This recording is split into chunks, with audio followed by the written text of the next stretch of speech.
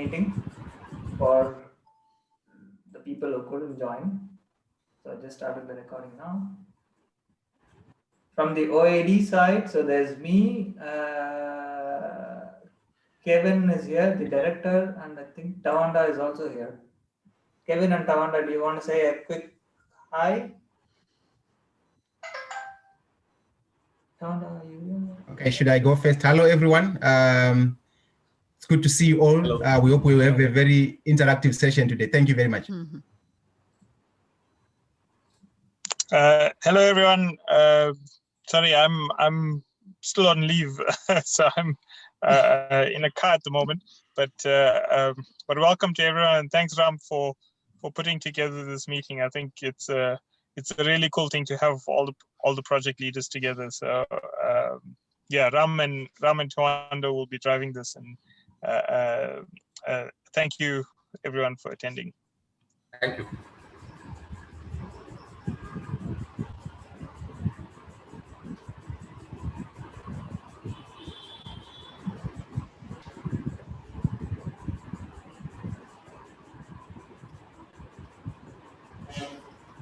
All right, I think we can start. We have quite a few people on now. So hi, yeah. So my name is Ram. I'm based here in Cape Town, together with Tawanda and Kevin. Welcome to everyone. Thanks for joining. I know it's the beginning of the year. It's a Friday, and it's supposed to be a long, 2-hour call. So thanks everyone for taking the time to join. This is the first time we are doing a meeting of all projects, and I hope that it will be useful enough that we'll do it in the future as well. Let me share my screen. So you would have seen the agenda. It's broadly structured into 2 sessions. So in the first hour, I'll take you through the operational parts of the projects. And then in session 2, for the second hour, Tawanda will take you through more of the development side. We'll talk about the evaluation and impact. All right. So before I start, just to let you know, if you have issues with your internet, you please feel free to switch off your video. So the video is just for everyone to see your face. You can maybe turn it on during introductions. And at any time, if you don't understand anything I say or anything Tawanda says, so neither of us is a native English speaker, so we know the pain of language barriers. So if you need to stop us and ask questions, please feel free to do so. Having said that, let me start. Okay, so some of you might have seen the video that we recently published. I think towards the end of last year in December, we published a video about what is astronomy for development. If you haven't seen it, it's just 3 minutes, so maybe you can take the time to watch it. This is a quote that I really liked from the video. I'll just read the quote. It says, "There is possibly no greater resource on the planet than the human mind. If we are able to figure out what is going on millions of light years away, then surely we must remain optimistic that we can prevail over challenges here on planet Earth." So for me, this brings up a really important point. We always say astronomy is amazing. Astronomy inspires everyone. But sometimes we tend to downplay the human element in astronomy. Astronomy exists because of us. We understand, we appreciate the universe, and because of COVID, again, I think this was a point that was highlighted to me. So one of the projects that we funded in a special COVID call last year was this one in Ghana. So the photo shows staff at the Ghana Radio Astronomy Observatory. The project itself was basically a distribution of hygiene supplies, masks and sanitizers, to the people living near the Ghana Radio Astronomy Observatory. So this project itself, it has almost nothing to do with astronomy. You know, it's not an astronomy project, but rather it's about the people involved. Which is why we're always fond of saying, you know, astronomy for development is about the people. It's not about the stars. The stars just happen to be a tool that we find useful. So as we go through the session today and also through the projects itself over the course of the year, this is the sentiment or the sort of the principle I hope that we keep in mind. Okay, I see there's more people joining. For those who join, just to say hi quickly. So I'll be taking you through this session for the first hour, basically on the operations of OAD projects. And then the next hour, Tawanda, my colleague, will talk about development economics and impact and evaluation. All right, so I thought we could do a quick introduction of everyone. So maybe I should just call people out by name, and then you can quickly introduce yourself. Just who you are, what you do, where are you based, and what your project is about. So let me start from. I'll just go by the order that's in my Zoom account. So Abhijit, can we start? Hello, hello, greetings everyone. I'm Abhijit Manas. I am from Mandi, India. I am a undergraduate student in IIT Mandi. So we have a group of students which we call STAC, which is Space Technology and Astronomy Cell. Our project is to conduct activities for the people living in the Himalayas. Like we would be introducing them to the different methods of observations through school trips and village trips and observatory trips also. And before that, we would be organizing some remote observation sessions due to the pandemic here. So that is a very brief summary about the project. Thank you, everyone. Thank you. Next, we have Edwin. Okay, can you hear me? Yeah, can hear you. Go ahead.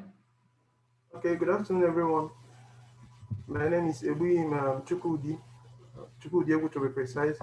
I'll be working with my boss, is online, Dr. Onyemeko Onyewoma. We are working on Astro Sprint. We're a team of scientists from Nigeria. I work with our National Space Agency, NASA Nigeria. So that's our work. My boss will throw more light into the work. Okay, thank you. Next is Anne Jerry. Hi everyone, I'm Jerry. I'm Kenyan. I'm currently studying for my PhD at the University of Manchester. So my project that got funded by the OAD is in Swahili, we call it Elimisha Msichana Elimisha Jamii, which is educate a girl, educate the entire community. And the main objective of this project is that where I come from, girls schooling in rural areas in most of African countries complete primary education but do not get to complete secondary education. So the objective, we want to mentor these girls, and we also know that most girls, especially in high school, don't tend to take STEM subjects, mainly physics. So with this project, we aim to provide STEM workshops and STEM mentorship just to encourage more girls to pick STEM oriented subjects in high school and beyond. Thank you. Thank you. Next, Ariana. Gracie will speak. She's here. Okay. Yeah. Gracie, você pode apresentar? Sim. Hi, bom dia. Good morning. Sou Gracie Mary Moreira. Estou apresentando o projeto Orumbiá. Ariana, eles estão entendendo? Gracie is presenting the project Orumbia. Sim.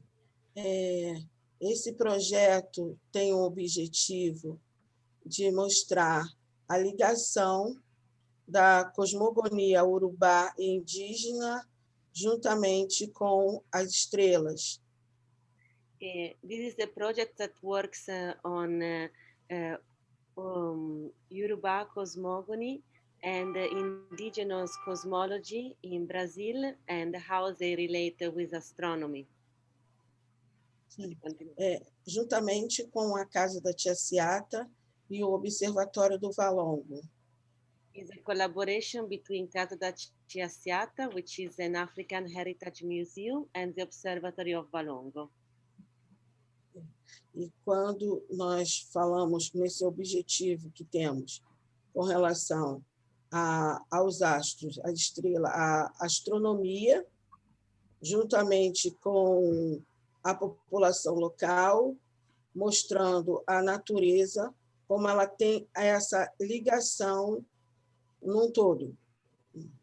And we aim to work with people in the neighborhood where the museum and the observatory are in order to show them, to introduce them to astronomy and to natural physics studies and to collaborate with them. Fico muito feliz por estar aqui com vocês, colaborando de alguma maneira, e em especial agradeço a doutora Ariana Cortese e Alain Brito, doutora Alain Brito, por estarem incorporando esse projeto e abraçarem junto comigo. And she's very happy to be here today, and she's thanking Dr. Ariana Cortez and Alan Brito to help promoting this project. Muito obrigada. Thank you. Thank you both. Sorry, we didn't get any person who could translate. Thanks, Ariana, for translating. Okay, next one is Ashok Raja. Yeah, I can see.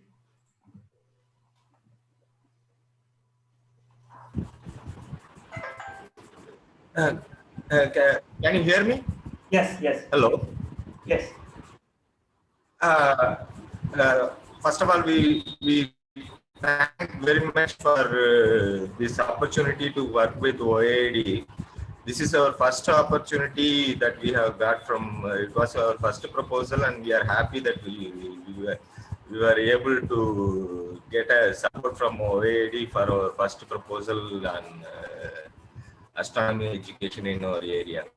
Our organization is working with tribal communities and Dalits and farmers for the past 30 years in Dindigul and several other districts.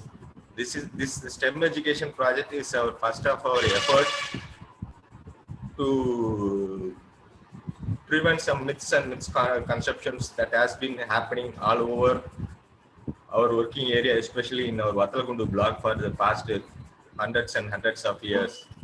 So it's a very fortunate project for us to develop girl children as a greatest astronomers who will become. Myths and misconceptions are our major of our project, and we are working on simple strategies and for the children, and we thank you very much for this opportunity. So anything else, sir? No, thank you very much. Thank you, sir. Bayaku, you can go next. Okay. Okay. Hello, everyone. Can you hear me? Yes, we can hear you. Okay. My name is Bairfu Chinzaruk from Mongolia. I'm a researcher of Extremum LLC and amateur astronomer. And my project title is Astronomy for Environmental Protection in Gobi Desert. And purpose of this project is provide talks on the impact of profit and seeking mining exploration of environmental and climate change and desertification process. And target audience will be local governors and policymakers and mining companies and teachers and amateur astronomers. And main purpose is protection. Clear sky is part of the environmental protection. That's all. Thank you. Thank you. There's Carolina. Hey, can you hear me? Yes, hi. Hello, my name is Carolina Gurto. I'm a Chilean astronomer living in Germany right now. Well, during the past years, I dedicated my time to study the earliest stages of star and planet formation. And since 2013, I co-founder of this astronomy outreach initiative called StarTress with two other astronomers that are presented here. Last year, well, this year, we will do the project called Arevo in Chilean public schools around the asteroid day.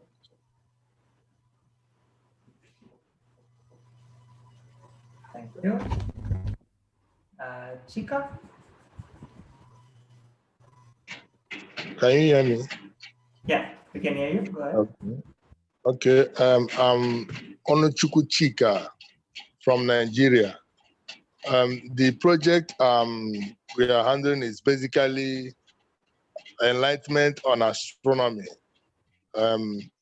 Take astronomy for primary, basic astronomy for secondary school students. We are targeting a remote village, and the population is about 500 students, local villages in the region, and the population is about 500 of them. It's a secondary school project where we intend to introduce astronomy for them. Thank you. Thank you. Hello? Yeah, thank you. Okay, next is Egwin.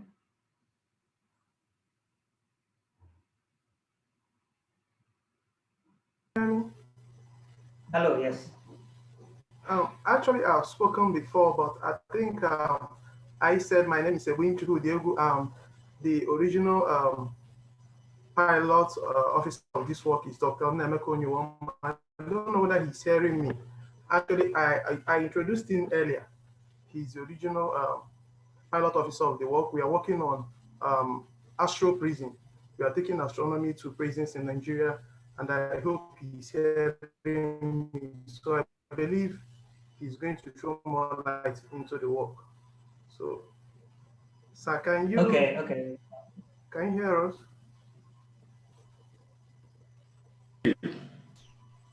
Can you hear me? Yes. Yes. I'm waiting for the time I will be called upon to introduce myself. So, yeah. So if I'm called upon, I will throw more light on the let me just go through the list so I don't miss anyone. Okay. All right. Gracie, we've done. Next is Enrique. Yes. Hello. Hello. Hi. Everyone. Nice to meet you. I'm Henrique Cachetas. I work in the Planetary Science Center of Braga in Portugal.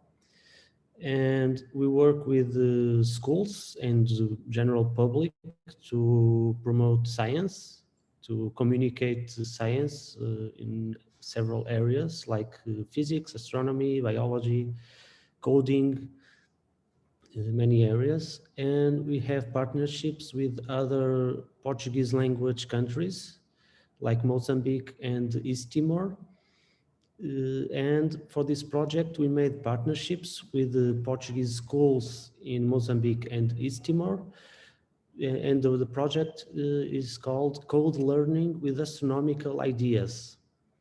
We want to teach code, but using astronomical ideas, and we will use microbits, that is little programming device.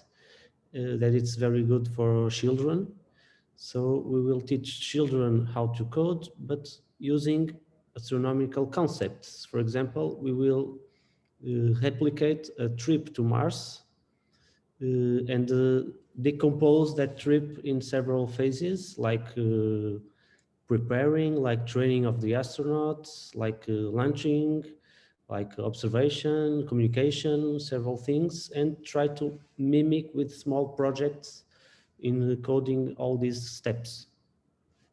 And we will do this on the distance. We will train teachers in those schools, and those teachers will make their sessions with their local children to teach them that astronomy and coding at the same time. And that's it. Okay. Javiera?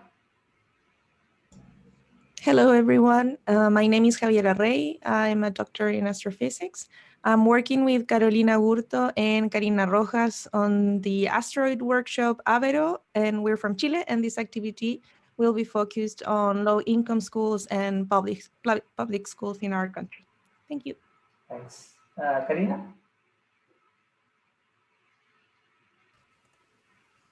Hello, everyone. I'm Karina Rojas. I'm doctor in astrophysics and science communicator. I'm also working with Javiera and Carolina in Avero, this initiative to bring some material to kids in the schools for the Astro Day for this year.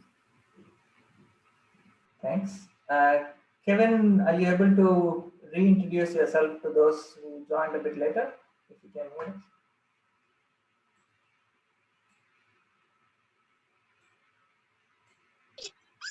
Sorry, Ram, did you call me? Yeah. Are you able to reintroduce yourself quickly for those who join later? Yeah. Sorry, guys, quiet. Sorry, the kids are in the car.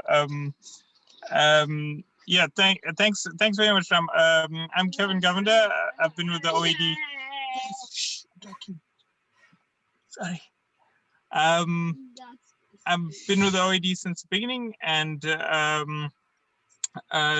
yeah, just to say that I wanted to just say thank you to everyone for joining this call, and thanks to Ram for organizing it. I think in terms of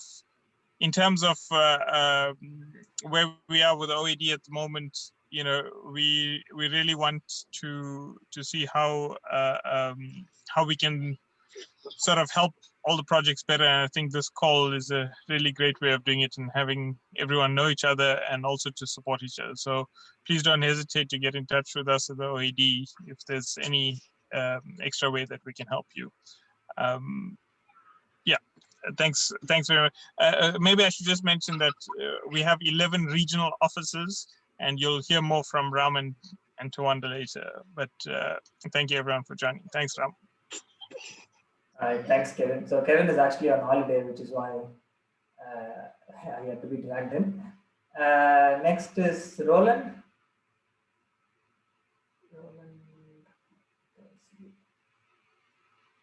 Yeah, I can see. You're still muted.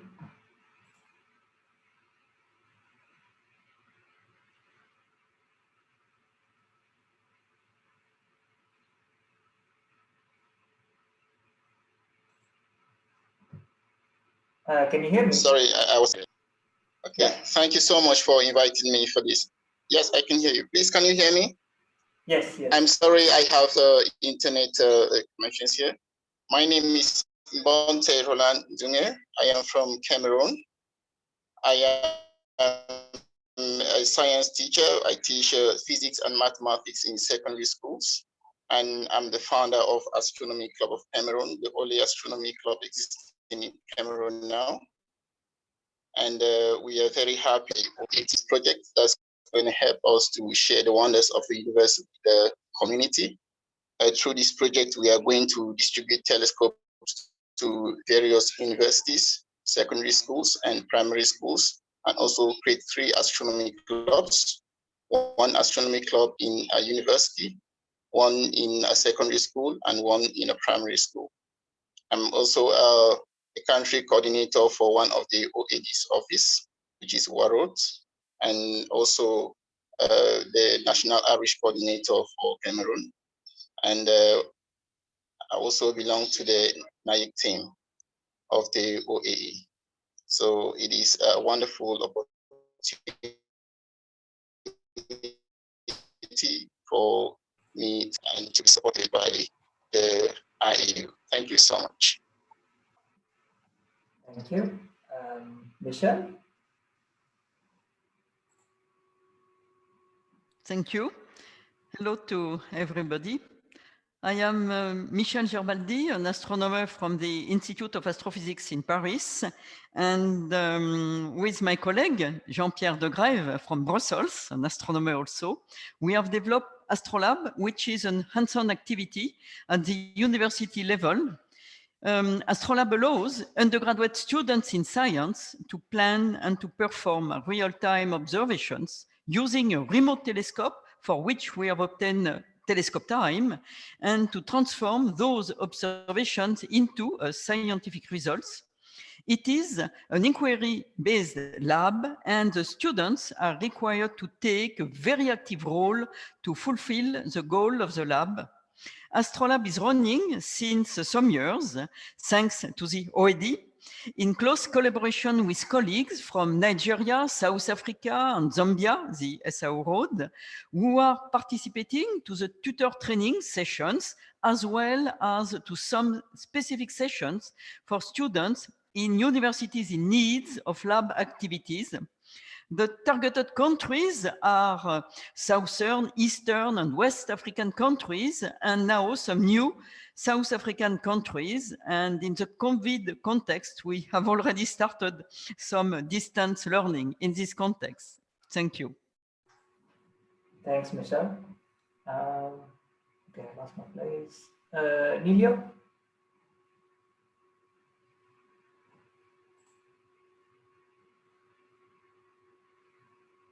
We cannot hear you yet.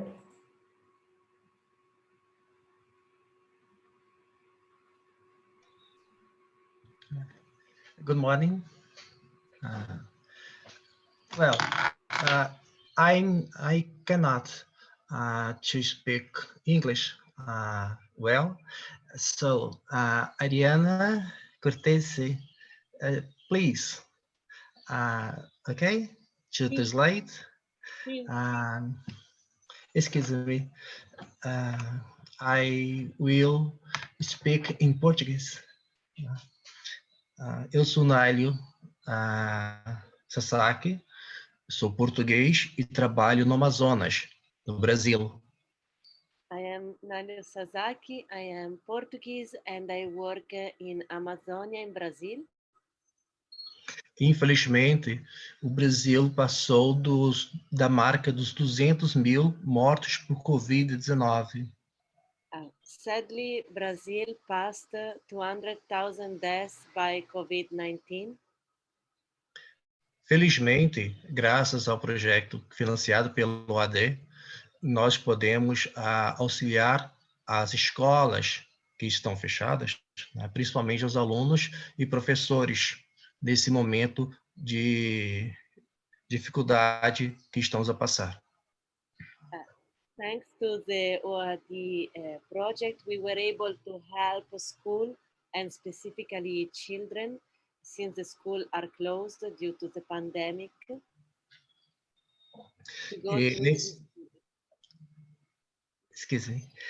Nesse projeto, nós trabalhamos astronomia com as comunidades indígenas, né? São 90% da população do Amazonas, comunidades afro-brasileiras e nipo-brasileiras. With this project, we work with the indigenous community that are 90% in this area, the Afro community and the Nipo community. A OAD, a presença do projeto para o desenvolvimento, através da astronomia, é a nossa esperança, a única esperança dessa geração de jovens e a esperança de minimizar a dor de muitas pessoas, de muitos brasileiros. E neste momento, nós ficamos sentidos pela perda de tantas pessoas. So the OAD project in this moment is our only hope to go through this great sadness for the loss of so many people in this part of Brazil. Obrigado. De nada. Thank you. Thank you, Lilio. Thanks again, Ariana, for taking on an additional role. Next is Nadia. Okay. Yeah. Yes. Yeah. Hello, I am Nadia Bali from Greece. I'm a physicist with a PhD in engineering. Currently, our project it is called INDRA, Interdisciplinary Radio Astronomy, which is a project to create an educational kit for undergraduate university students based on software-defined radio approach, where academic students will have the opportunity for hands-on engagement in the construction and operation of radio telescopes. Thus, they will learn, apart from astronomy, through their observations, they will learn electronics, programming, signal processing, and all of this stuff. Our future aim is this project to be part of a university curriculum. That's our intentions, our final intentions. Thank you all. Nice to join you. Thank you. Next is Emeka.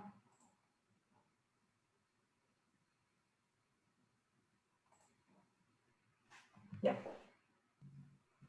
Can you hear me? Yes. Okay, my name is Onyuwoma Nemeka. Like my colleague said, I work for the Center for Basic Space Science here in Nigeria. Our project is entitled Astro Sprint.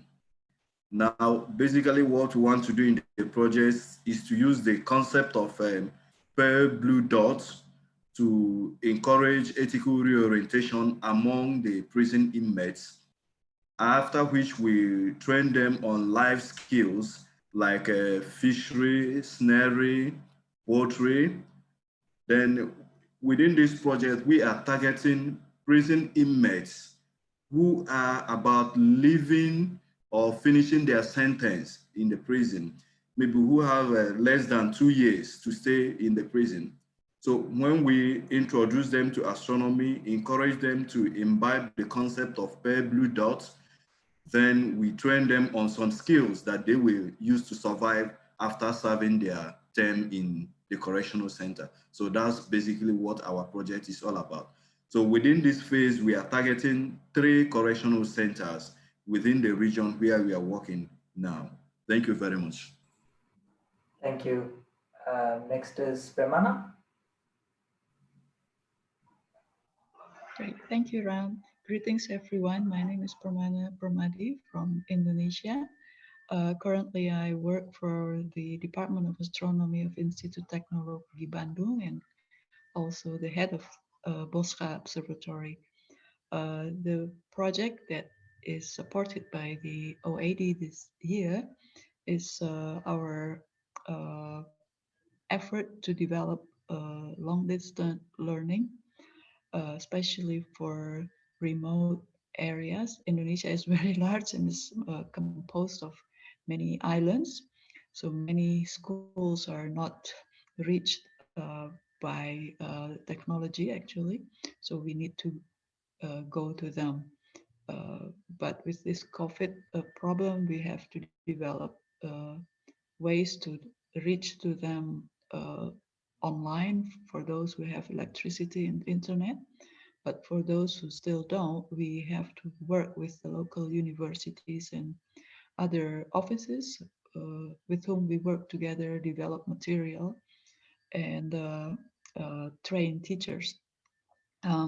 So basically, we try to develop the astronomy material, which is for astronomy itself, because it's very interesting, but also as an entrance to study other aspects in science, technology, engineering, arts, and mathematics, and to make their understanding of Earth something more individual, more personal, and the way they appreciate living on Earth as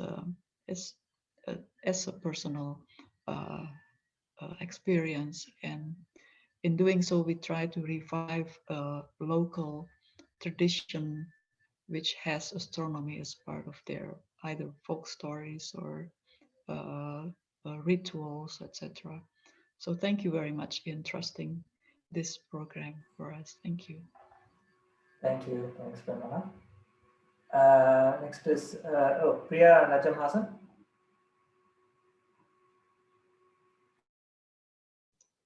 Hello, hi everyone. I'm Priya. I'm Najam Hassan. We are both at the university. We teach mathematics and astronomy and have been involved in a lot of outreach activity for a very long time. We are very grateful to have projects from OAD, which is supporting our efforts to get it closer to students. Yeah, so we actually we still have, it's kind of still running a COVID project, which was actually for online astronomy projects for students. So we actually taught them a lot of data analysis method, taught them virtual observatory tools, science cases, etc. So that students were actually, we had 4 months of lectures on all weekends. So we have about 60 videos already available on YouTube of projects as well as various material that students can use to work on high quality projects. These are basically students who are UG, PG, as well as research scholars. So at a reasonably high level. And there is a lot of interest in astronomy among students, but unfortunately in India, it's not, astronomy is not taught formally in most places. So, and apart from that, there is a very rich archival data available, which people could sit down and analyze and do good science of it. So when we were all locked up in our homes, we thought the best way to teach astronomy is to teach them how to get this data from the net, analyze it, and make science out of it. So that's what Priya spoke about. And it's an ongoing project which will continue into encouraging them to do projects. They have found mentors, and they are different people are working in different groups. Some are working on exoplanets, some are working on star formation, some on galaxy morphology. And we would continue this with our next project. Yeah, so by the end of this month, students will present the projects which they did. And then the new project for this year is called Astro Sprint, which is actually a follow-up of this. So it basically comprises of 3 workshops. The first workshop may again be virtual, which would be in March. But the next 2 workshops, one in July and October, are planned where we'll actually meet face on with the students who are part of these earlier projects, the earlier COVID one as well as the present one. I think we were always. Yeah, and we felt that some students do not have computers or laptops. So for them, we thought we could introduce them to Raspberry Pi, which is a very cheap, small palm-held computer, to doing accessing data from the net and analyzing it. Yeah, so students who have a problem or having a computer, etc., we plan to even provide them some Raspberry Pis with the funding that we have. Thank you. Yeah, thanks a lot. Thank you. Thank you. Romina? Hey, good morning here in Chile. My name is Romina Villalobos. I'm an English teacher. I'm working with a group of friends that, well, we are developing this foundation called Hanikeo. We're trying to connect, the cosmovision of our indigenous cultures here in Chile, that we have many, and trying to put this in the side of the education. We are working with schools. The name of our project is called Rediscovering Identity through Astronomy. Rita. We want to rediscover the astronomy as a mean of consciousness, humanitarian consciousness, and we're trying to look for the union, of the interchange, of the cultural interchange of our indigenous cultures. We are going to work with 3 indigenous cultures here in Chile: Licanantay, Pascuenses from Eastern Island, and Mapuche people. And that's it. We want to work with a team of teacher student team, and we have high expectations of this project, because we are a very, very young foundation, so we are working with a lot of energy. Thank you for listening. Thank you. Salman Hamid. Hi, and thank you to OAD for inviting. My name is Salman Hamid. I'm a professor here in Hampshire College in the US, but I'm originally from Pakistan, and I create videos in Urdu, which is the language in Pakistan, for general audience, for astronomy. But because of the COVID crisis, the government over there created a dedicated long distance channel for schools that are closed. They could provide them with education.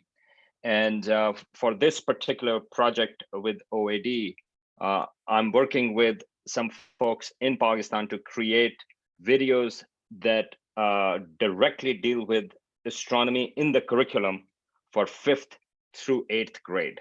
And so we are trying to gear them for long distance learning, and those videos will also live online, YouTube, for broader audience that can serve potentially both Pakistan and India, because Urdu and Hindi is also bisecting. So thank you very much for the opportunity. Thank you. Somnath Chatterjee. Yeah.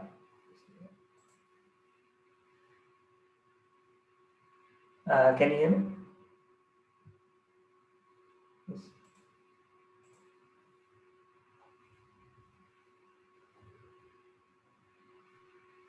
Can you hear me? Yes. Yes. I am Somnath Chatterjee, engaged in research in Indian astronomy, but we are trying to construct an astronomy culture in rural India. The subject is astronomy motivation activities in rural India. Thanks OAD for supporting us to conduct this research. Our target is 1,000 students from 7 to 9 standard in Indian villages, Indian schools, 50 amateur astronomers, and 20 teacher trainings. Actually, we are going to villages to popularize astronomy to school students and general public.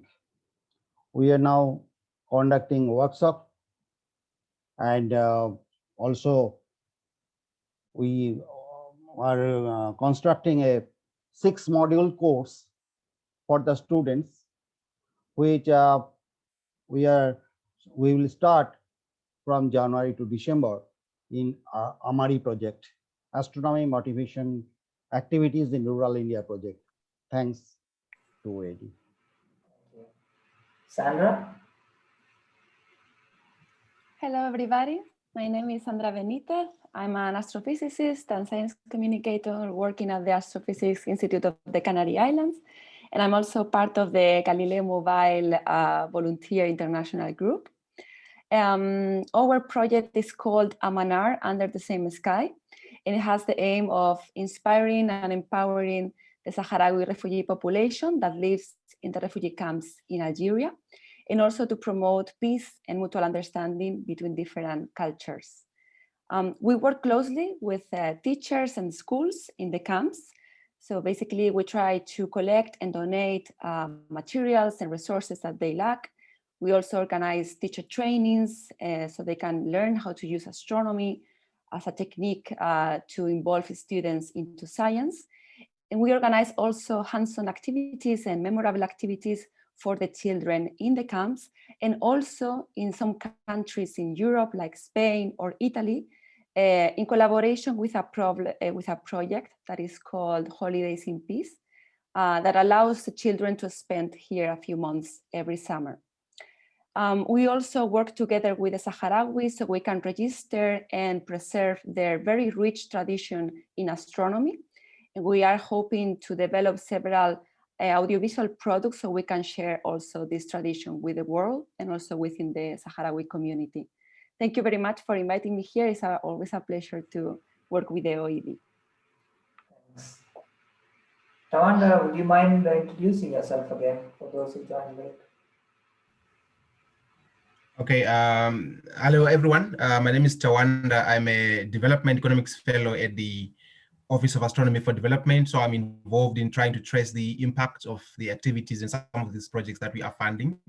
I also try and give development context wherever it is required. I hope that we can have some bit of a stimulating discussion later during this session. Thank you. Thanks, Tawanda. Okay, Valeria. Hello, everyone. My name is Valeria. I'm a social worker, and I am part of the Hanekeo Foundation team from Chile. I work with Romina on the project Rediscovering Identity through Astronomy with the original people, Rican Type, Ascuenses, and Mapuche people. Thank you. Thank you. So thanks for your patience, everyone. Thanks for explaining and thanks for listening. As I said, this is the first time we're running a meeting, with all the projects. Our philosophy, our approach has always been, to reduce pressure on the projects because you are doing this as volunteers. You are doing this in addition to your regular job and whatever other responsibilities you have. But we also realized that we were missing out on potential benefits by not connecting or by not creating a closer knit community. So hopefully this year, that will be one of the outcomes of the whole process, not just the projects, but also better interaction between yourselves and between you and the OAD. I just copied here a link to one of our to the list of all the projects funded in 2021. So if you go to the page, the link I copied in the chat, you'll be able to see the summary of all the projects. So you can go through the summary of your own project and let me know if you want to change anything in the text. In about 2 weeks, like a week and a half, we will issue an announcement on the IAU website announcing all the projects that we have funded in 2021, and we'll basically use this text. All right, let me go back to my presentation.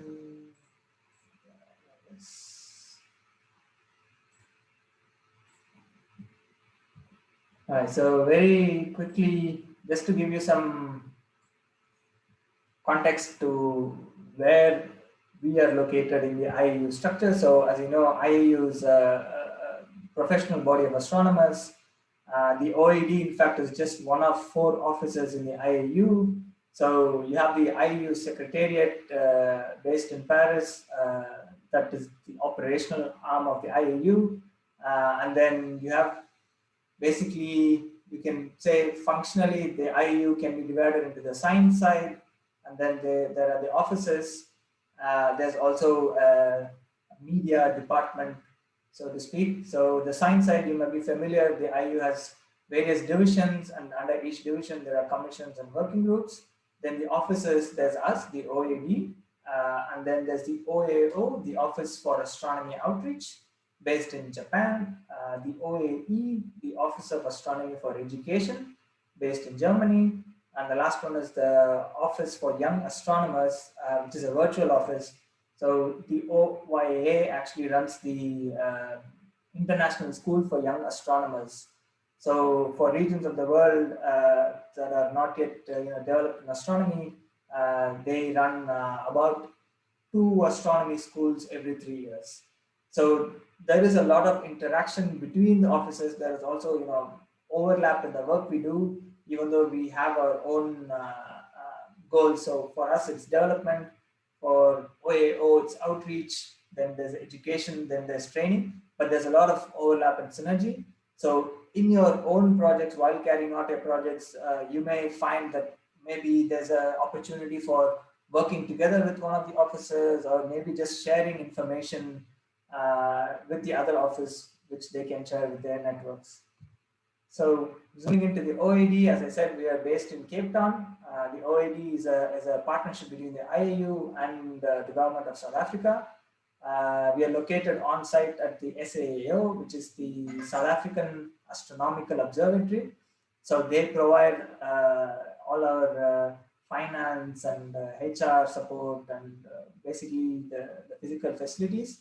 And Kevin mentioned there's regional offices. So the OAD is just one small part of a huge network. We are located in Cape Town, but we have 11 regional offices around the world. I'll just show you the locations of the offices in the next slide.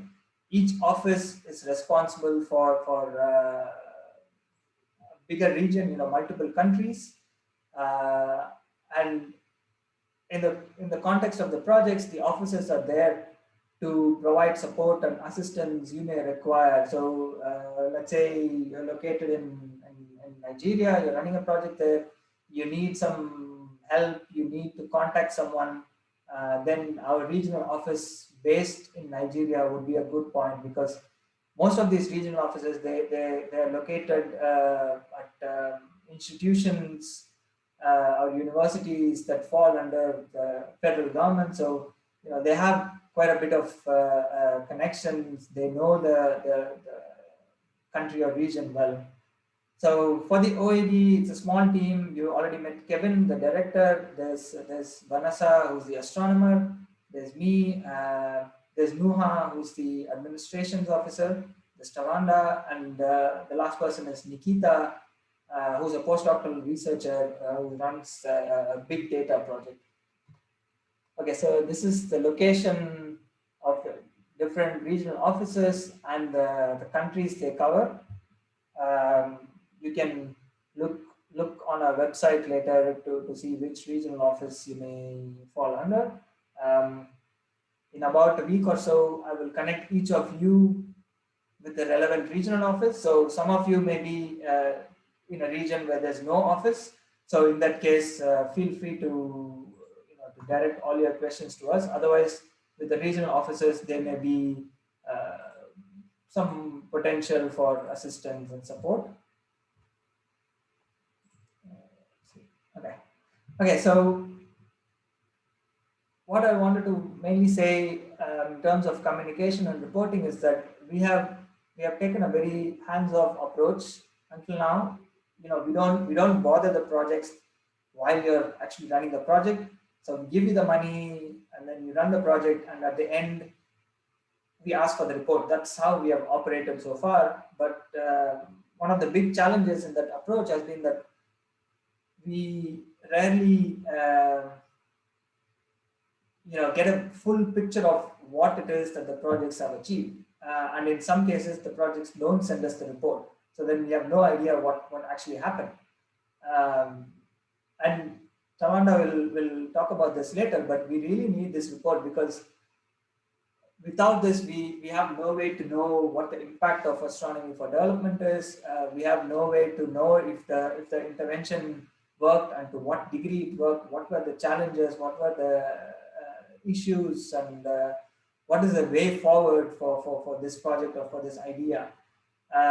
So this year we have included a special clause in the agreement that makes it sort of compulsory for all the projects to complete reporting. So there is a mid-year report which is usually due around July, and then there's a final report that you have to submit at the end of the project. Both reports will be in the form of online forms. So that's the reporting side of it. And then there's also the communication side of it. The projects run for a year, maybe a year and a half. And again, like I said, we don't want to put pressure on you. So we don't want to send you lots of emails about, asking what's happening. We encourage you to send us emails, because for me, this is my job, to answer the projects, to be responsible for the operation. So never hesitate to send me an email about what's happening. It's very useful to know what's happening in the first place, but also we want to share what's happening with our projects. For example, on our social media, on our website, with the stakeholders that we regularly meet. So if you're running an activity, just send me an email letting me know what's happening, or if you have an issue, we are always available here. We also want to set up one-on-one Zoom calls this year with the projects. We tried to do this about maybe a year ago, but then COVID happened, and then everything fell through. So we want to start this again this year. During the course of the year, I will email you to schedule a call with you and your team, and then basically it's just an informal chat for us to know you on the team, and also to understand what's happening with the project. Not everything can be covered in a report, so we want to know you better. We want to know your work better. I'll leave this for Tawanda to talk about later. So the next steps, some of you have already sent the grant documents, thanks. For others, please send them as soon as you can. We do internal verification of the documents that you send, and then we forward it to the IAU Secretariat in Paris. So the money is sent from Paris to your bank account. And then of course there's a project implementation. In the grant agreement, we say that the projects run for 1 year, but we understand, it's not really practical in many cases to just put a hard deadline of 1 year. Things get delayed. So most of our projects usually run to the middle of the next year. So this is 2021. So we expect most projects to complete by middle of 2022. And like I said, the two official reports that we request are the mid-year report, which is due in July 2021, and then the final report whenever the project is complete, sometime in early 2022. You can go to the website to find out what sort of information we require. I think I shared the link before, but I'll share it again. Okay, so COVID. Many of our projects that we funded last year in 2020, they're still struggling to actually implement the project. One of the big questions we had last year was if we should actually fund projects in 2021, knowing that there is a high probability that many of the projects may not be able to actually be implemented. Things are changing really quickly even now. So we have come up with some solutions, if you could say that. One is that we have set aside a little bit of money to offer projects in case your situation changes drastically, and you need to change your project plan, and you need a little bit of additional funding to make it happen. Then there is some funding available. It's not a lot. It's something that we think of as an emergency fund for the projects, but it is available. Then volunteers, since everything is happening remotely, there's a chance for projects to make use of OAD volunteers who are willing to work remotely. So let's say you need to design something for your project, design a poster or something. Then we can possibly recruit a volunteer through our networks. Then the other one is Zoom account. Everything is happening on Zoom.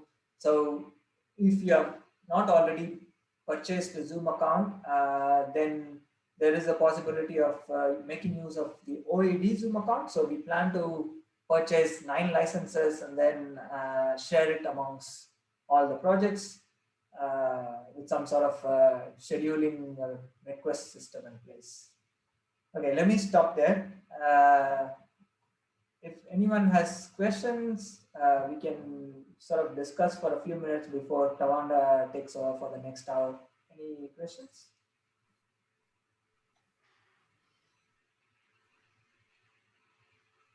Yes, some questions? Hey, hi, Michelle. Yeah. Yes. Thank you very much, Ram, for this very nice presentation, the overall of the union working at the OAD. I have first questions on the web page for which you gave us the link of the funded projects in 2021. Probably in some cases, the title, which is very short, could be changed just to give in a few words, maybe 6 or 7 words, as it is on the list, a real insight of the content before clicking on it and going further down. This is the first point I would like to raise with you. And the second point is, if someone is reading all this list of funded projects, if these people want to contact the PI of the project, maybe you could, with the agreement of the PI of the project, put a link with the mail of the PI of the project, such as a direct interaction could take place with this. And my other questions will be with a Zoom, so maybe after. Yeah, that's a very good point, Michelle. So we don't share the email addresses of the projects because we don't have permission. So what happens is if someone is looking at the website, they're interested in a project, they write to us and then we connect them with the project leader. But if people here, if the project leaders, if you are comfortable to share your email address on the OAD website, we would be happy to do that. So maybe I can send an email later to confirm who wants to share their email directly on the website. Yes, so thank you, Ram. I understand very well the problem of email, but maybe you could add, well, a small line at the end. If you want to contact someone, please contact us with your email of the OAD, just to be sure that everybody is aware of this. Yeah, for sure. Yeah, any other questions, comments, any issues you want to raise? So I should also say that some of the people here have are well known to the OAD. Some of you are running the project for the first time. Others have experience running the projects. So I'm sure that people who have more experience would also be willing to share their knowledge of how things can maybe go wrong or what to expect. So everybody's email addresses, I think I CC'd, not BCC'd everyone. So everyone's email should be available to you. Please feel free to write to each other if you want to know more about someone else's project or if you want to chat with someone. So more interaction is better.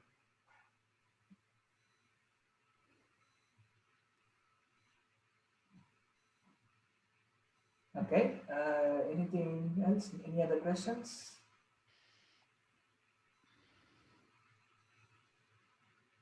Well, it will be then on Zoom.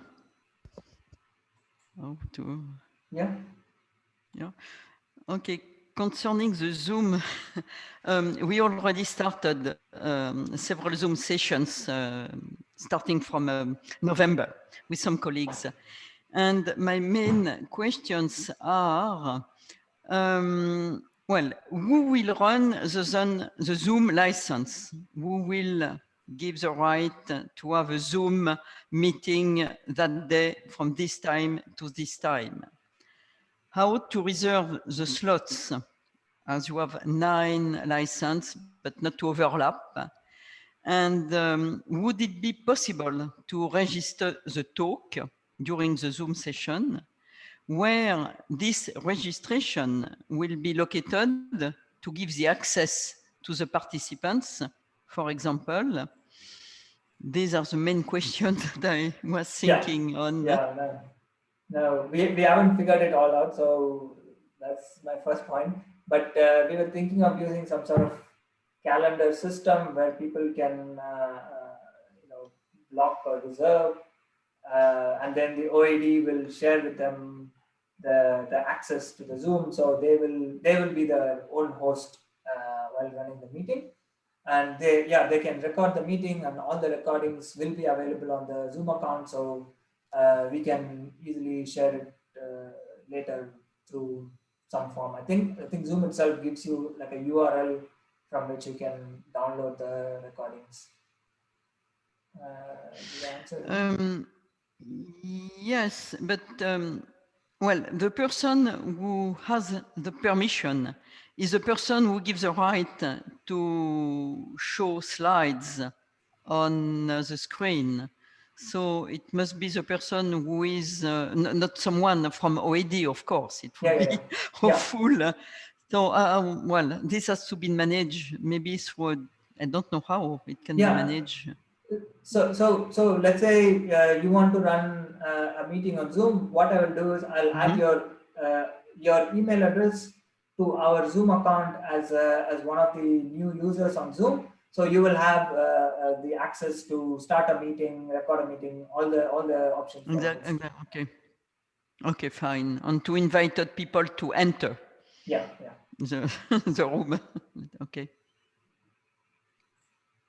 All right. Any other questions? If not, I'll hand it over to you, Tawanda.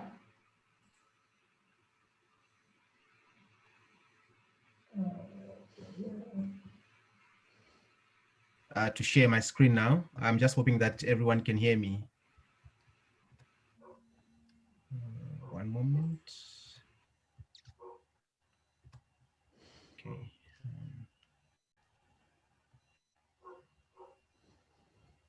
Okay, so as I've said, I'm a development economist by background. So what happens is that in many of the interactions we do, in the many interfaces we engage ourselves in the OAD, as a development person, people are always asking me, so what is the development impact of astronomy? I should say to you that this is not really straightforward, but what I've done in many cases, I've looked at the previous projects, and I've given examples of particular, so I've made reference to particular projects which were really successful, and then I say, see, that was science in action, that was astronomy in action, having a positive impact on development. Why do I say this? It is linked to our requirement or our request to get as much information as we can from the project, so that we can we can showcase them as best practices, so that we can use that as evidence to really show the impact of science or the impact of astronomy on development. So at the Office of Astronomy for Development, we've developed an introduction to development economics for non-social scientists, because we part of the work that we are doing is we've been trying to transfer astronomy or science, natural science skills to other professionals which are not necessarily very big at programming and things like that. But what we have found is that social scientists, for example, or economists like myself, we do have the development context. So the Office of Astronomy for Development and the other science organizations do intend to affect and impact development, but sometimes they lack the sort of development context. So it's against that background that we developed a bit of stuff which I think way to emphasize the impact of OAD projects, the impact of science, to just show you and attest that the work that we are doing as project coordinators is very important. So I'm hoping that I don't know how we're going to be doing it, but I hope that this section will be as interactive as possible. So feel free to just maybe shout if you have a question or want me to clarify a certain aspect or issue, because I don't want to be just going through this just myself. I would be happy if we can make it as interactive as possible. So the title of this section of the talk is the development impact of OAD projects, reporting and evaluation. So these are two very important issues that will be coming through in the discussion. So I'm going to be talking about the role of projects, the projects that you are leading, your role, because these projects that you are doing are part of the overall strategy, are part of the overall of all the efforts for us to make an impact on development and make an impact on SDG. So I think the work that you are doing is really, really important. I'm going to be highlighting some opportunities in development, because sometimes when you look at development, sometimes we think we have to be very complicated in our approach, but sometimes it is just about the simple things. So I'll be mentioning a few examples where science can potentially make an impact on development. And I'll also emphasize the fact that we've got a basic economic problem whereby we're trying to achieve or to meet an unlimited demand for, to meet unlimited needs and wants using a finite set of resources. So we need to be able to justify future funding, to say that little funding that we apportioned, that we managed to, to disburse to projects, this is the effect. We have to be able to say that this is the particular effect. So I will share with you some experiences in previous work in evaluation, and then I will be, as I've said, I'll be keeping on focusing on the need for data from projects, and also showcase the, I'll just quickly take you through some of the highlights on the website for with regards to this trade. Doing that, you are all coordinating really does have got an impact on science. So I've taken this picture from the work of Martinez in 2018, where they show the number of American Statistical Association sections on the vertical axis, as well as the timeline on the horizontal axis. So you can clearly see that we've had some significant breakthroughs in statistics or in mathematics, for example, around about the 1970s, as we increased the number of these statistical association sections, we see this particular breakthrough around about the 1970s. If you go all the way, you find that around 2009, we've got breakthroughs in learning and data science. Around about 2010, 2013, we also see these breakthroughs in medical device images and genomics and things. So we can see that while it may not necessarily be causality, but there is some correlation between science and development. So because all these accomplishments, all these milestones will at the end of the day transcend to to some development outcome. For example, genomics. I think we are hearing stories of genomic sequencing of the COVID-19 virus and things. So science is indeed important. The work that you are doing is important. So if you look at the project that we've funded over the past several years at the OAD, we can see these sustainable development goals which are coming through to say that all these projects, the projects that you'll be coordinating this year, we do have an impact on the SDG. So we hold the, we view the work that we are doing, we really view it and hold it with in very high regard, because it really does affect, have an impact on development. Although the majority of the projects at the OAD that we funded, many of them, the majority of them have actually had an impact on SDG number 4, which is on quality education. So we have to be able to come up with such metrics by getting as much information as we can from you, the project coordinators. Never mind this, is just talking about some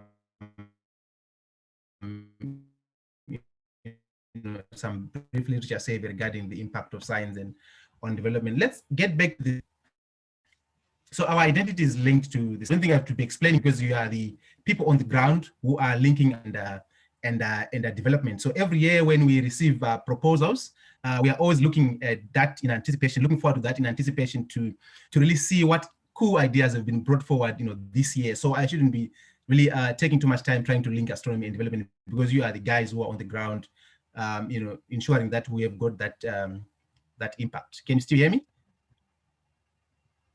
Yes. Yeah. Okay.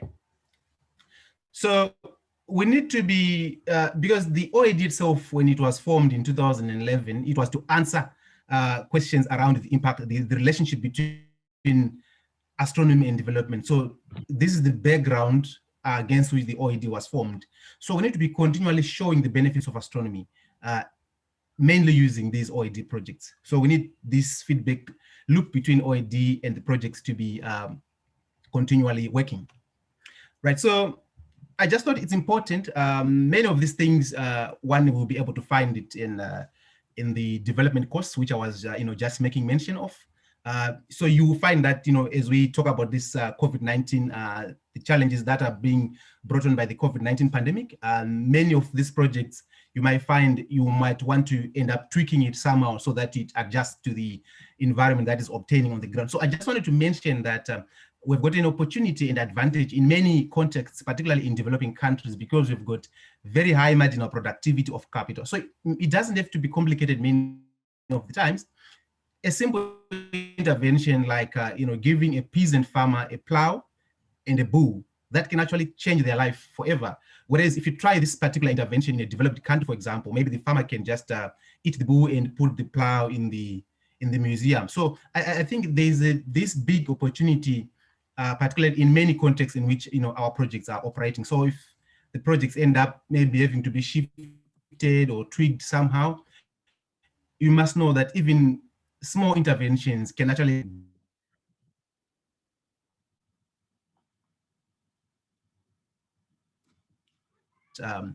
in the community.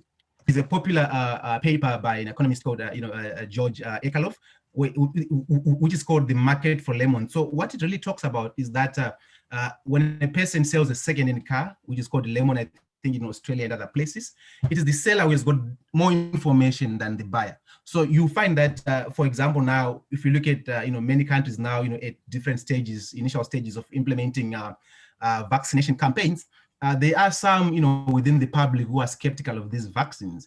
And it is because of this sort of, these information imperfections where people do not trust, the leadership in government, in political leaders. But sometimes it is our role as scientists, it is our role as professionals to dispel some of these fake news, to dispel some of these negative, rumors. So by just making such a simple intervention, we can actually find that one can convince their community to do the right thing, for example, to social distance or to take the vaccination jab. So these are some of the opportunities for development, which will have a positive impact on lives. One could also look at the pharmaceuticals industry, for example, which is largely a monopoly market. A monopoly market by the fact that there are only a few industries, there are only a few suppliers. So monopolies are caused by the fact that there are very high startup costs and the fact that sometimes people, they just don't lack the knowledge, right? So if it's to produce a vaccine, for example, to produce a ventilator, you find that the market might be dominated by very few players who have got the know-how and they've got the funding to make this particular project. So what monopolies do, because they are able to dictate the price in the market, they rather charge a very high price at A here and produce very little. Whereas if they didn't have the ability to dictate prices, they would take the price on the market and then they would produce more at a much lesser price. So this is the problem of monopolies. But we saw during this COVID-19 pandemic that scientists, physicists, astronomers in different universities have been coming through to ensure that universities, science organizations, they actually partake in the effort to produce ventilators. Here I've got a project that the South African Astronomical Observatory, participated in. So you can clearly see that, science, astronomers, physicists, and others have got the skills, the technical know-how to actually ensure that we break down some of these barriers, we break down some of these monopolies, so that people are saved, you can produce more ventilators and other goods and services. So science really does have, an impact on development. So this is really, to really convince you that the work that you're doing is important, and you do, and indeed you can have a massive impact in terms of, within the communities you are operating. But more information of these things you can actually find in the course if you're interested on the website. So what a natural scientist with programming expertise can do, for example, if you look at unemployment, there is a type of unemployment that is called frictional unemployment. So as you move from one job to the other, you can end up spending a few weeks or even months before you get to your next job. What's causing this lag is that there's a mismatch in terms of the information that the employer has and the information that the job seeker has. So that mismatch, it causes unemployment. Somewhere out there, there are many young people who are not in employment because they don't know where to look. So by creating a job search application, for example, that matches the attributes of the job seeker and what is required by the employer, we can actually reduce, unemployment, at least in theory. So I just wanted to highlight that, yes, the work that you as the project coordinators are doing is really important, and it is needed. So we have this problem. We have a basic economic problem, as I've said. We've got a finite set of resources. We receive a number of applications, but we're only able to fund only a few of them. But we need information from this project that we can know information about best practices. We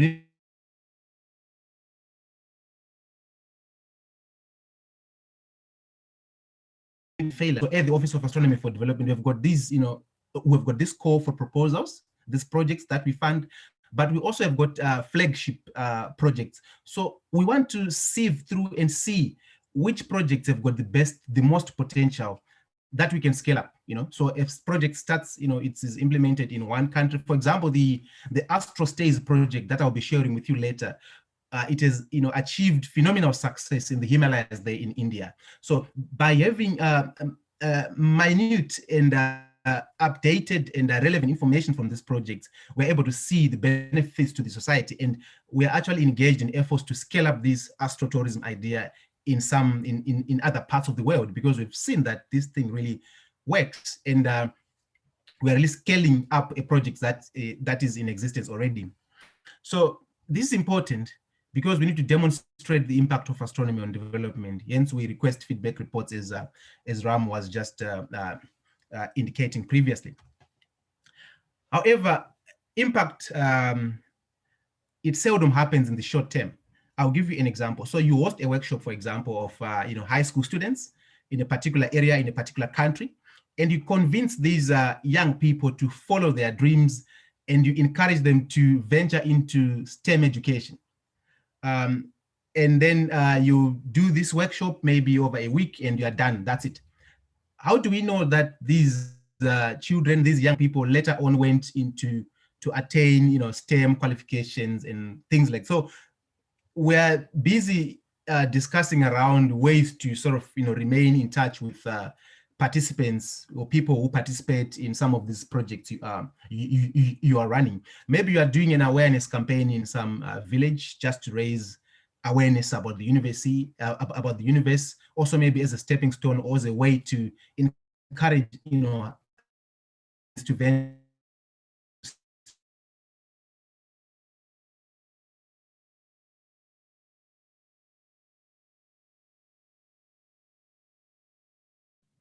That's whether we can look at consent forms, for example, whereby you host your project and then maybe you ask your participants whether they consent to be contacted in the future, because we want to know what life outcomes, what later happened to them, so that we can continually demonstrate but I guess this has not been finalized yet, but this may also be a good time for you to give me any suggestions that you might have, or to to pose any question that you might have. Otherwise, I will move forward. So we acknowledge, yes. Sorry, yes. your voice breaks up sometimes. Can you just go a bit slower? Okay. Thank you very much. Thank you. Yeah, I was just talking about the whether we might look into ensuring that, or asking participants to complete some consent forms to say whether they will agree to be contacted in the future by the OAD, so that we just get an idea, whether their attendance of a particular workshop or their participation in a particular project later had an impact on their life later. So I was now just mentioning that, we keep talking about, impact. We keep talking about the need for us at the OAD to be receiving, information from projects, be it questions, being, reports in terms of how did things go. We are also aware that, there are challenges. So I'm just going to be talking about some of the challenges. So you find that the work that we are doing at the OAD, the projects that the OAD is funding, sometimes they only serve a fraction of needs. So if you look at the COVID-19 projects that we funded, some of them were even providing masks, in their particular communities in which they were operating. But,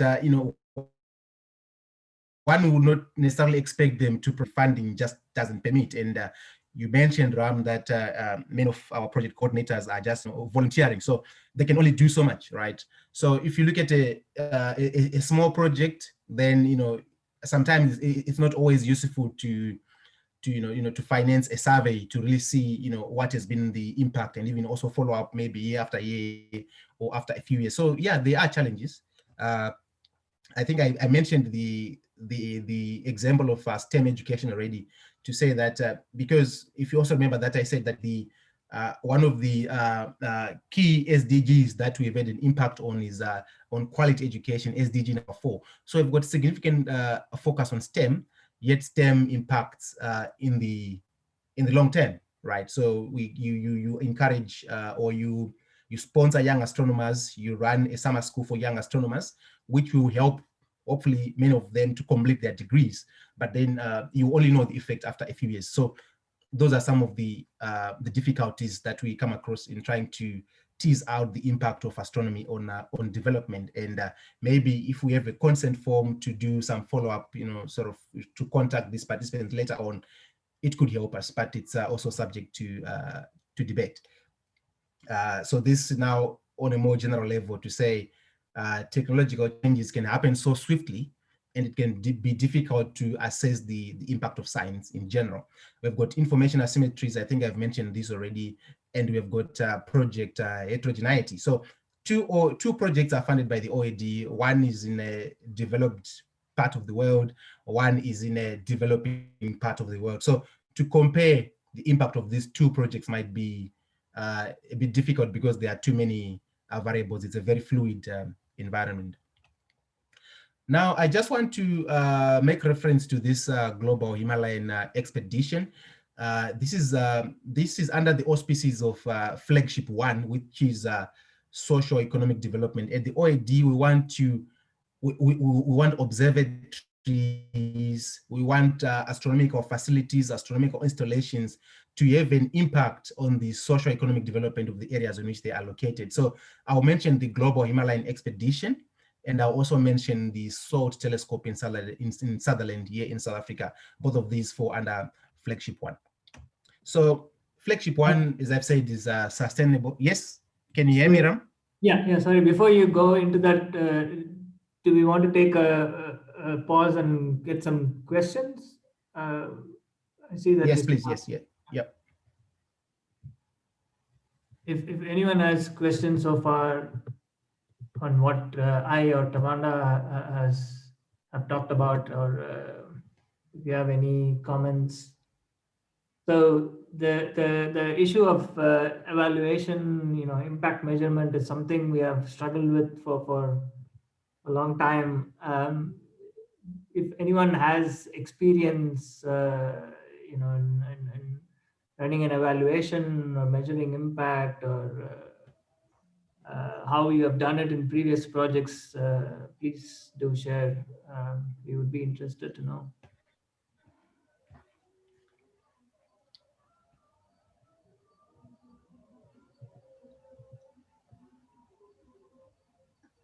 Hi, Ram. Can I just jump in, or how are you running this question session? Hi, Tawanda, thank you very much. I think this is, it's very important to raise these issues, especially now that we have the Astronomy Office for Education. So we have to sort of have a distinguish between the goal of each of these offices. And, in the past, I think we sort of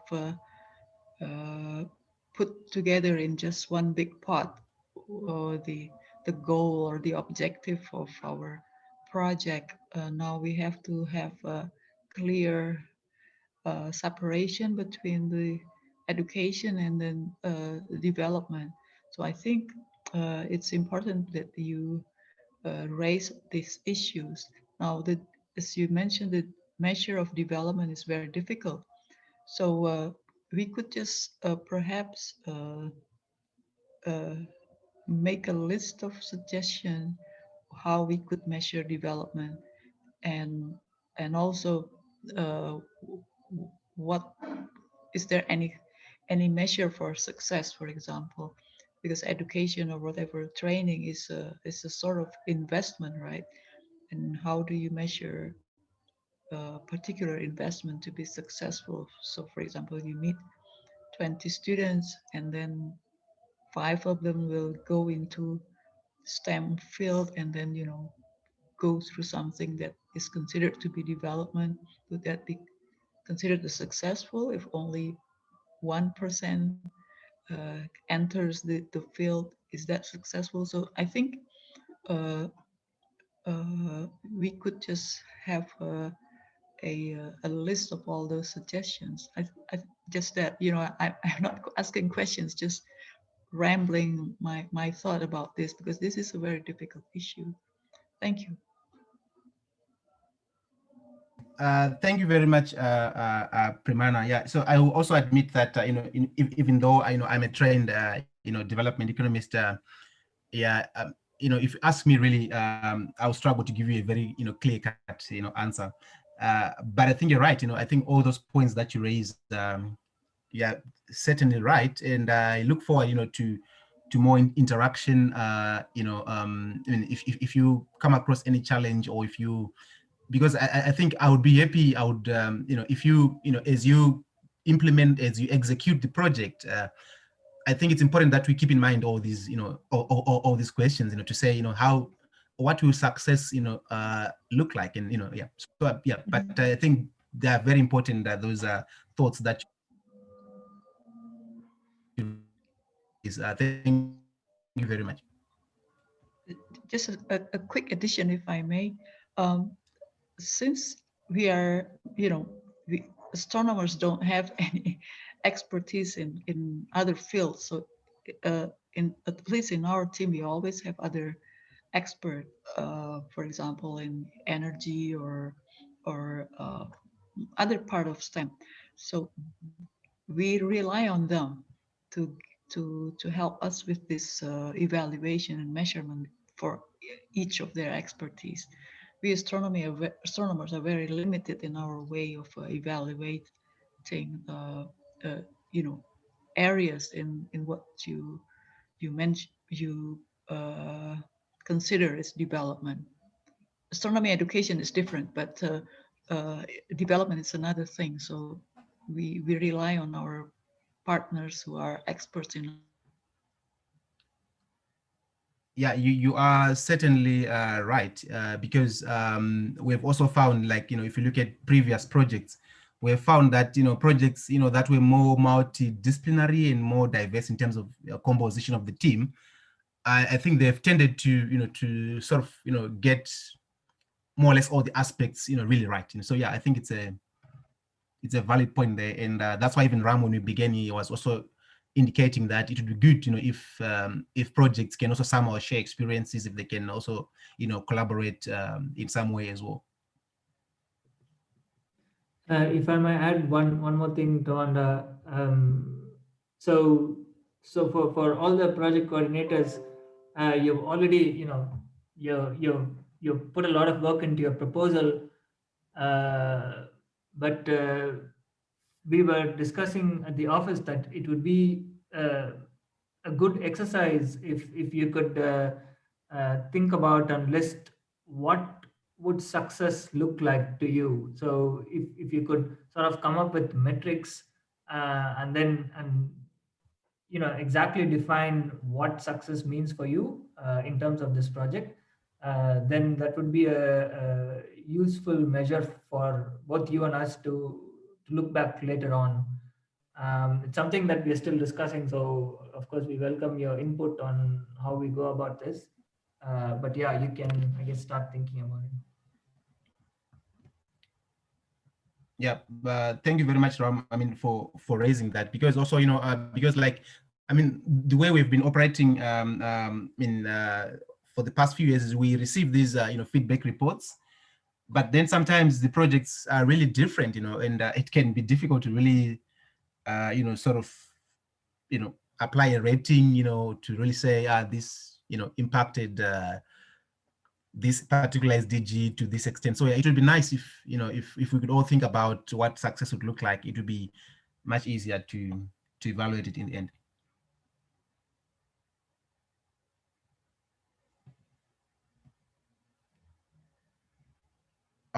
Should I just, go ahead and showcase quickly the Global Himalayan Expedition project, Ram? Yeah, please go on. Okay, yeah. So so I think in this project, it's one of the few projects where we more or less got lucky, because it's an astrotourism project. So one could, just count, the number of, women we've participated, women-headed households we've participated in the projects. You can even look at the revenue that has been raised as well, so yeah, I think this one is slightly easier, I think, to really tease out its impact. So, and it has got also an impact in terms of employment as well, because this project in the Himalayas, these are remote, villages up the mountains. So, people pay to go hike these mountains, and it's up in the mountain, and they can also they can then also stargaze in this particular village. After stargazing, go and stay at someone's house. So a number of our rooms, renovated them, make them cozy, and ambient enough to receive tourists who pay something. So this is a cool project in which we can actually empower communities. We can actually create employment for these people who are operating the telescopes, these people who are serving these guests in these homestays. And also this project was also teaching these people in this area to operate these telescopes, and for one to carry out a tour, or to host travelers or visitors, that one is to be knowledgeable about the night sky as well. So there's a lot of education that's taking place in this particular project. So I think this is a map of the stars on a mobile device. And so, as I've said, the project consisted of setting up homestays instead of relying on hotels. The advantage is that revenue goes directly to the community and is reinvested in community projects. So if this is a farming community, the revenue that is generated from astrotourism can even go into buying fertilizers and inputs for the farms. It puts the community at the center of the project, and priority is given to women who are trained in stargazing and hospitality, as I was just mentioning. So this project, it had an impact on those particular SDGs. And I repeat again that for this project, it was a bit easier because the metrics were a bit easier to generate. So this is a stargazing session on the top left there with these telescopes. And you can see at the bottom there, that's and the OAD actually, partnered with this entity to buy the telescopes and, and carry out this project. And you can see an example of a homestay, which is a nice sort of a bread and breakfast that can actually generate money for the community. So this was the impact for the Astro Stays project in the Himalayas. It empowered 30, trained 30 village women, also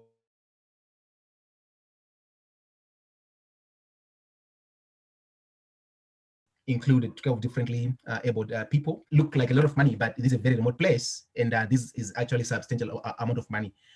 670 travelers were engaged, and 45 families impacted directly. So this is what you want to expect, to get this sort of detailed information, so you can come up with these metrics. And so if you then stand up to present to people, or to convince maybe funders to say, as the OAD, we need more money to fund this project. So if you provide a picture like this, then it ensures that we can even get more money to fund future projects, and even bigger impact on development into the future. So this is one of the beautiful projects, I would say. So yeah, this Astro Stays model is efficient in reducing inequalities in remote areas and offers a great opportunity for nature-based tourism. It's cheap to implement. And as I've said, we are now trying to implement this particular model in various areas here in South Africa and in many other jurisdictions as well. So what we've also tried to do is we've tried to look at, unconventional data sets. But now for many of the projects that we that the OAD is funding, many of them are not huge enough to be able to affect, to have a huge impact so that you can actually use, for example, remotely sensed, data to see the impact of this project. But this is what me and a few other people were trying at the OAD.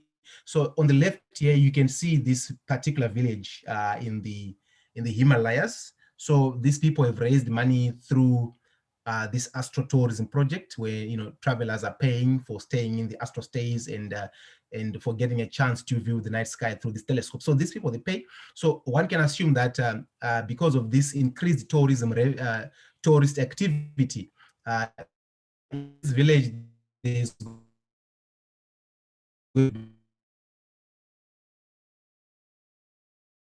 in increase in satellite imagery to look at the quality of the crops over time. So do a surface study to say, look, the quality of the vegetation, the quality of the crops, it's improved because these people can now afford more, chemical fertilizers. One could look at that, or one could see an outward expansion of these croplands. If we see maybe over a few years that these croplands are now, expanding outwards, one can say that it is astronomy that resulted in an agricultural growth in this particular area. So one could, potentially do that. What we also did for Sutherland in South Africa is we used night lights. It wasn't a good idea, as I'll show you, because night lights data that's taken by satellites at night has been used, is now a popular data set for economists, because night lights can show us the level of industrial activity, like they did here in Europe. So you can see before the initial lockdown, the COVID-19 lockdown, you can see the lights coming through much stronger for many of these cities in Europe. But a few weeks into lockdown, you see this reduced economic activity. It was the factories they've shut down and things like that. But we tried to do this for Sutherland, but we're not so lucky because astronomy is a dark skies science. So what you see here, I was comparing the zero. These are the untreated towns which do not host this big telescope SALT.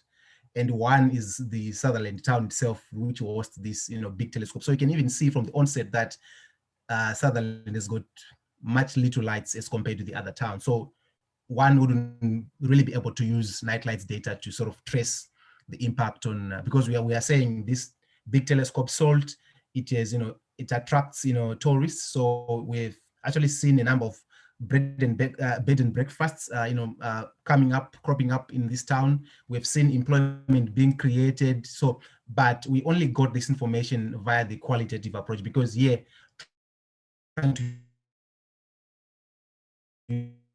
lights, we were not so lucky.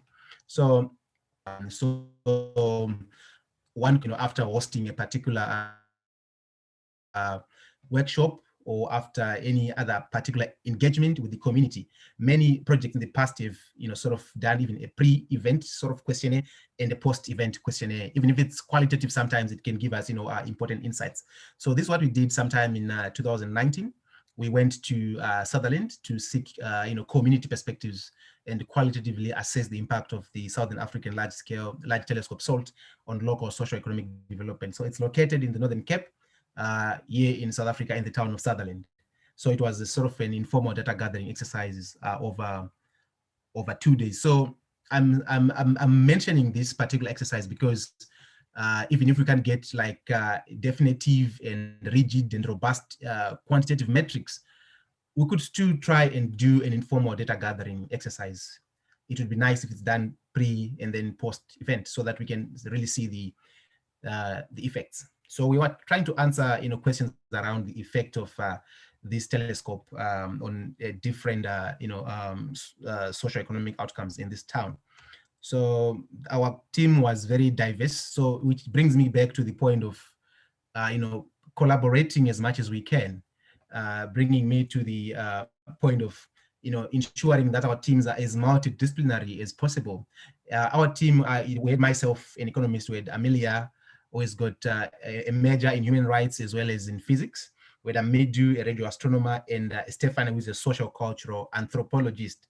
So like Stephanie, she was very useful because she understands the culture, although she's not from South Africa, she understood, how do you speak to people, who speak, a different language, so it was very useful. And it was even a learning exercise for me as well, because we managed to really get to the bottom of issues because of the diverse nature of our team. So this is also, I think, is an important learning point. If you can please go and collaborate as much as you can. So data that we got, we found that the SOL telescope, since its launch in 2005, it influenced the growth of astrotourism sector in this town. It had also assisted in terms of human capital formation, because in Sutherland, we have seen, astronomers, sometimes when in their free time, they've gone into high schools to try and, provide some mentorship and career guidance to some of the high school students, which we hope in the future should see us having more people, from this town, more students from this town going to university, venturing into STEM and other areas. Also employment, because these bed and breakfasts, they actually employ people in this town. And also even the telescope itself, the observatory itself, there are various functions, there are various jobs that have been created to maintain that infrastructure in that precinct. The South African Astronomical Observatory had also given the chance to local businesses in Sutherland to provide them with any sort of office consumables that they can. So this is also another way in which this Sutherland town has had an important impact on local social economic development. Then in terms of social cost savings, this has to do with whereby an observatory or a telescope or astronomers form, for example, astronomy clubs, which then play the important role of keeping away youths from dangerous activities, from drugs and other things. So by doing stargazing in whatever area one might be, it can actually take the youths away from dangerous activities. So in that case, we make some savings at the social level. So those were the findings from Sutherland at a glance. So to conclude, I hope that we can briefly discuss as well after this particular slide. So measuring development impact of science is fraught with many challenges, but there is an opportunity in the qualitative approach. And we need to work on a longer-term system of obtaining feedback from participants where possible. And as I've been saying, to where possible, reporting of project successes and failures. Otherwise, thank you very much. Thank you for paying attention. This is me. On the left there's the director, Kevin, in those khaki pants, and Stephanie, Amelia, there by the door, and Jeremy on the far right. Thank you very much for paying attention. Thank you.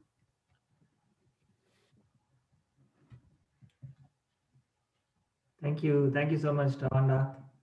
I hope everyone was able to catch the presentation. If you have questions, comments, anything that you want to discuss, please go ahead. I see that, yeah, we have a little over 10 minutes now.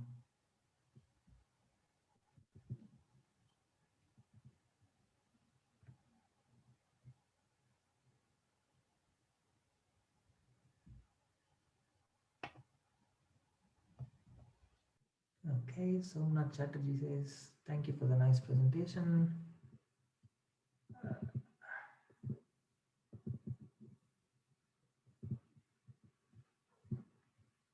Oh, sorry, I didn't see. Michelle? Yeah? Yes. Thank you very much, Tawanda. I like so much this kind of presentations. But in fact, as it was raised by Premana, it's very difficult when you are doing only the teaching for development area. It's very difficult to get a feedback. It's very difficult to understand how the students got something, how do they use it. Do you plan maybe to try to write down some, well, some point on this, some, not a questionnaire, but some recommendation, because we are always doing a query at the end of, let's say, 1 week training, but it is done just on the spot. We know how to do this, but how to do it, for example, 2 years after. That's the point. A questionnaire 2 years so after, I it's think very difficult. Yeah, it is really, and you know, so we've been discussing, you know, these things because really we are always seized with trying to get, you know, to the bottom of things. You know, are we really having an impact? But what we hope to do maybe with previous projects is to contact the project coordinators and see if they have a database of, you know, people who benefited from whatever projects they were doing. If those people would be willing to be contacted, we hope that, you know, say we have got 1,000, sampling frame, maybe a couple of them will respond. But, you know, it's something that we are yet to try out. We hope we will be able to, you know, to get something. But yes, I agree with you that it's not easy, and so there are many, you know, factors. Because some of the questions, you know, these are self-reported. So, you know, but at least if you can get something, at least, you know, at least we can get an idea instead of, you know, guessing, I guess. Yeah. According to past experience with the ISIA, the International School for Young Astronomers, we are used to do this kind of questionnaire several years after. And the one was done by ITSIA this year for a school taking place 5 years before. And one of the main problems is to keep track of the students, of their email. This is one of the main points. You can do it on Facebook, but well, it's not the right way to do it, you know.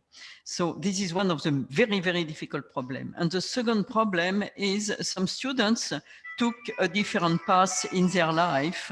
And well, sometimes they don't want to answer for some reasons. So because they change their mind and so on, which is very much important for us, but how to convince them to answer. Yeah, certainly. I also tried to, you know, it's clearance application at my own university. Once you, so it's really difficult. And, you know, yeah, even, you know, like you're saying, you know, after 5 years to then follow up, and then it's always difficult, you know. But I believe in the fact that, you know, because because I don't think this we can achieve as economists only, but I think we have to work together.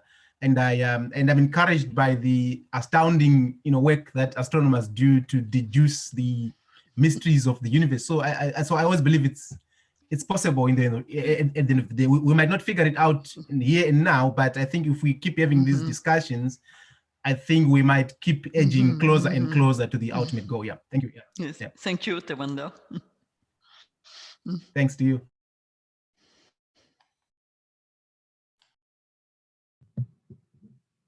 Are there any other comments, feedback from people? I know it's been a long 2 hours, but if you have any questions at all, even if we are not able to provide you, you know, a direct answer now, it would be helpful for us to know what kind of questions you have and what other discussions might come out of this.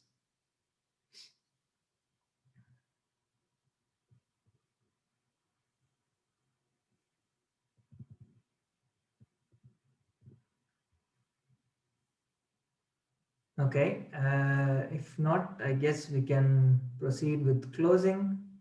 So just a few pointers. I will share the recording and the presentations after this meeting. And I also have like a to-do list of things. I will share a link to the project list that I copied on the Zoom chat. Please go through your own project summary and let me know if there is anything to be edited. I'll share a link to the reporting guidelines. I will introduce the projects separately to your corresponding regional office, if there is a regional office in your country or near your country. What else? Yeah, and the request. So if you can work with your teams to try and define metrics for your project. So it's very difficult for us to sort of use one big umbrella to measure and compare all the projects. So if you can go back and then try to write down explicitly what success would mean for your project, and then towards the end of the project we can try to figure out what were the issues and whether in retrospect it was good to use sort of those metrics and what really happened. So that would be really useful. I'll send all of this in an email as well. Is there, okay, I see there's a number of comments in the chat. Okay, does anyone else want to have a word before we close?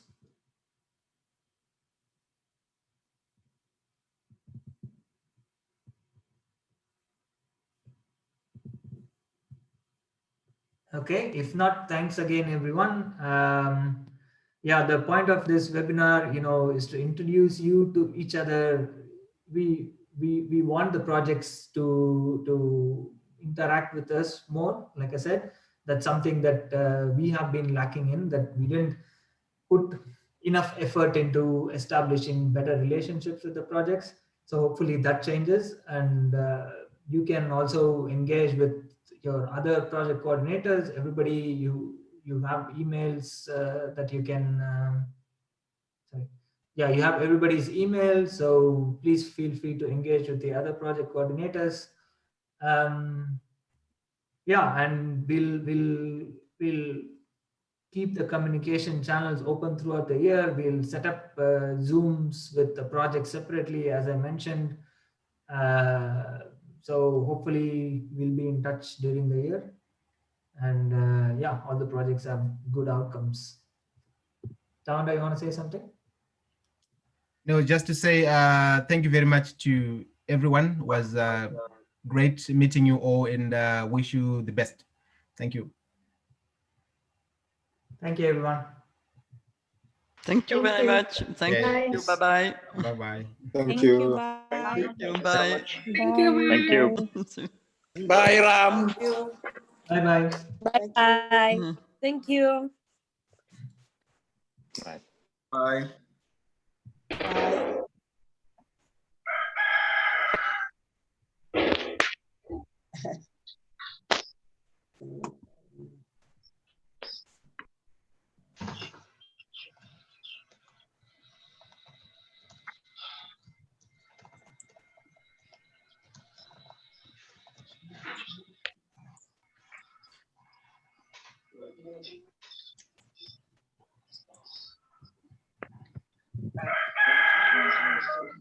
Thank you. Bye. Bye-bye. Thanks. Bye-bye.